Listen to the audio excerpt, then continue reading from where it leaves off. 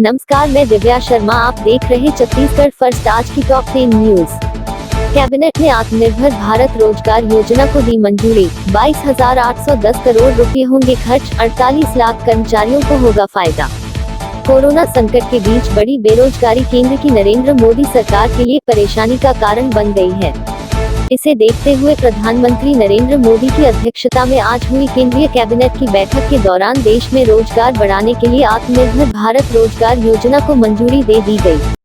केंद्र सरकार इस योजना पर 22,810 करोड़ रुपए खर्च करेगी।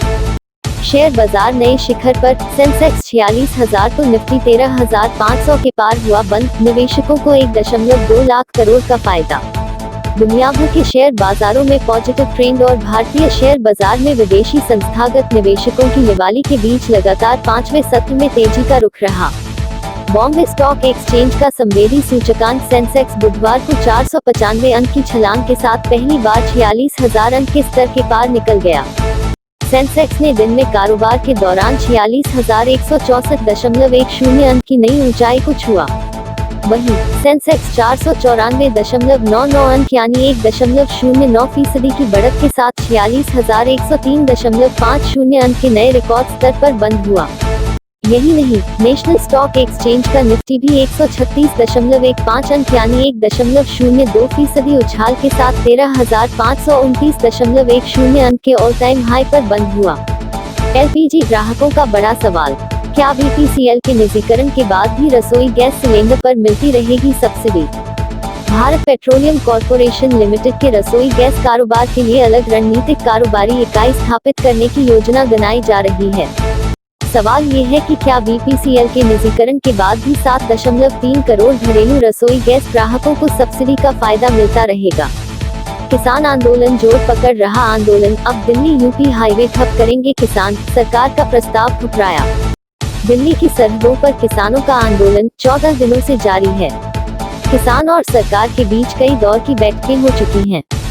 फिलहाल किसानों ने सरकार के संशोधन के प्रस्ताव को ठुकरा दिया है। फिर एक जवान ने दी जान। कांकेर में बीएसएफ जवान ने फंदा लगाकर जान दी। कैंप के अंदर लटकता मिला शव। छत्तीसगढ़ के कांकेर में बुधवार को बीएसएफ के एक जवान ने खुदकुशी कर ली। उसका शव सुबह कैंप में ही फंदे से लटका मिला है।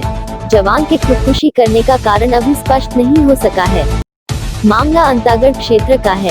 सूचना मिलने पर पुलिस ने शव को पोस्टमार्टम के लिए भेज दिया है।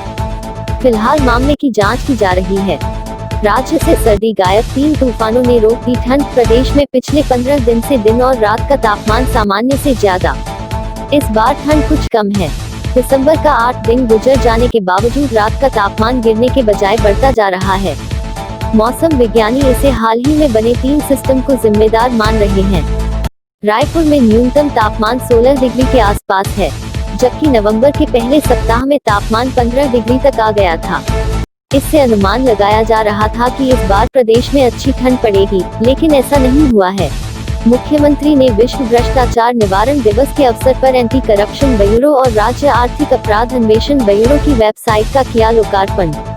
मुख्यमंत्री श्री भूपेश बघेल ने आज विश्व भ्रष्टाचार निवारण दिवस के अवसर पर अपने निवास कार्यालय में एंटी करप्शन ब्यूरो एवं राज्य आर्थिक अपराध अन्वेषण ब्यूरो की वेबसाइट www.ecg.gov.in का लोकार्पण किया।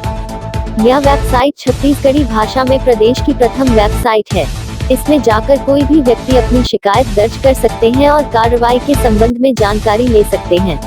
20 जवानों को खोने के बाद बदली भारत की राष्ट्रीय भावना। चीन से तेजी से डैमेज हुए हमारे रिश्ते। जयशंकर। विदेश मंत्री एस जयशंकर ने लोवी इंस्टीट्यूट में एक कार्यक्रम में ये बातें कही। उन्होंने कहा, चीन लगातार सीमा पार करने की गुस्ताखी कर रहा है। पड़ोसी मुल्क समझौतों को नहीं रख रहा है। वास्तविक नियंत्रण रेखा पर तनाव बढ़ने से दोनों देशों के रिश्ते प्रभावित हो रहे हैं। इस संकट से निपटना ही दोनों पक्षों के बीच वास्तविक मुद्दा है। सोनू सूद ने जरूरतमंदों की मदद के लिए गिरवी रख दी अपनी 8 संपत्तियां। अभिनेता सोनू सूद ने अपनी 8 संपत्तियां गिरवी रखकर जरूरतमंदों के लिए 10 करोड़ रुपए इकट्ठा किए हैं। वहीं जब उनसे इस मामले में प्रतिक्रिया मांगी गई तो उन्होंने बेहद सादगी से इस पर जवाब दिया।